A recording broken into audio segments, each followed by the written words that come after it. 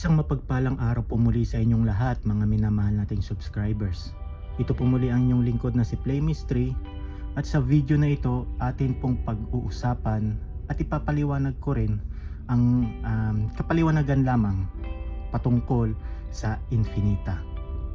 Ngayon, marahil nagtataka kayo bakit mayroong Infinita. Sa mga nag-aanting-anting dyan o nag-aaral ng lihim na karunungan, napansin niyo bakit mayroong Infinita Deus? May infinito at mayroong Infinita Deus.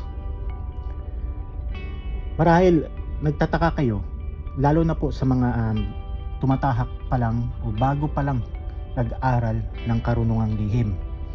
Marahil natatanong nila sa sarili nila kung bakit may Infinita Deus? Sino ba itong Infinita Deus na ito? Kasi lalo na sa mga Christianism o sa I don't know sa ibang religion, but in Christianism wala pong pinapakilalang Infinita Deus. Ang meron lamang po ay ating Diyos Ama, ang Diyos Anak which is si Jesus, Yahshua, at ang Diyos Espiritu Santo.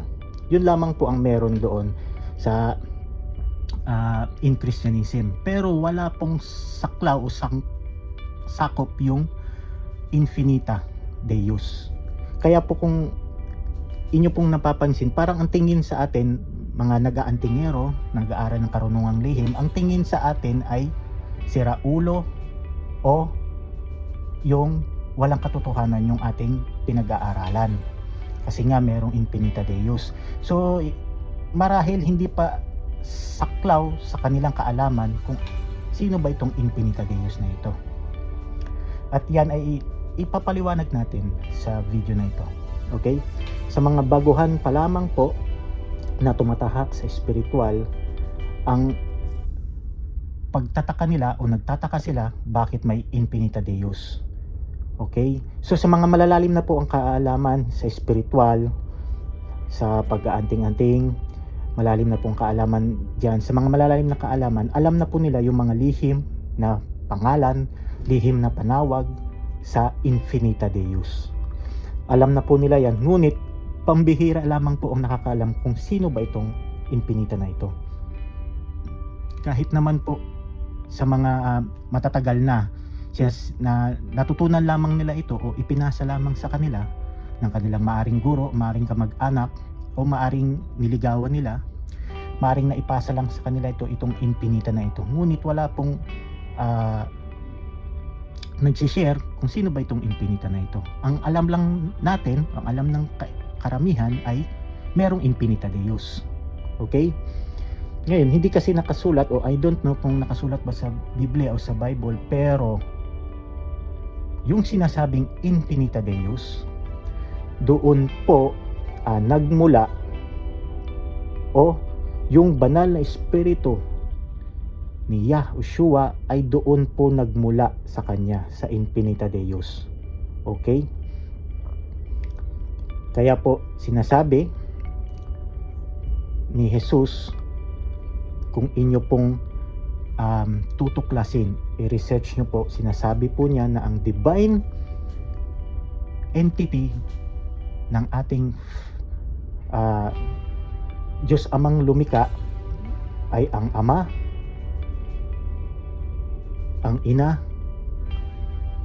at ang Anak. At ang nasa gitna na kumakatawan sa lahat ay ang banal na Espiritu. Ganun po yun.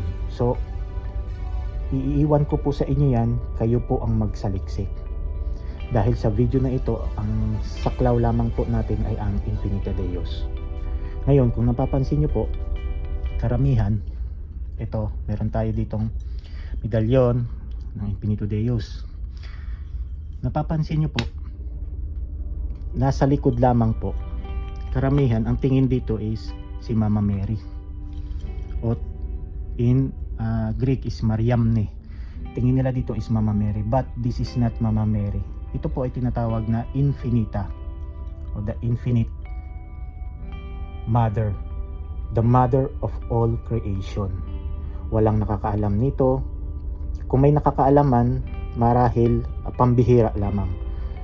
Ang sa larangan ng pag-aanting-anting, ang nakakaalam lamang po nito ay maaring kakaunti. Pero karamihan ang nalalaman nila ay merong infinita. Okay? Ngayon, sino ba itong infinita? Hindi ko na po pahabain ng video na ito para po kayo ang tumuklas. Nais ko po na kayo ang tumuklas kasi pag kayo po ang tumuklas, mas tumatatak sa inyong isipan. Okay po? Ngayon, sino ba itong Infinita Deus na ito? Ang Infinita Deus po ay wala na pong iba kundi si Barbelo. Kayo na po ang magsaliksik. Hanggang sa muli, ito po muli ang inyong lingkod na si Play Mystery. Kita-kits po ulit tayo sa mga susunod pang mga video. Maraming salamat po.